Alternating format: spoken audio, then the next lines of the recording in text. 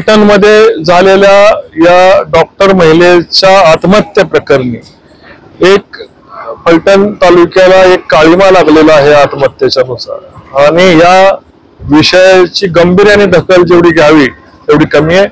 निश्चितपणे या घटनेचा सखोल तपास करून याच्यामध्ये फॉरेन्सिक पद्धतीने चाचणी करून सीडीआर असतील, व्हॉट्सअप चॅट असतील किंवा अन्य काही घटनेची माहिती घेऊन संबंधित आरोपींवर याची कारवाई केली पाहिजे।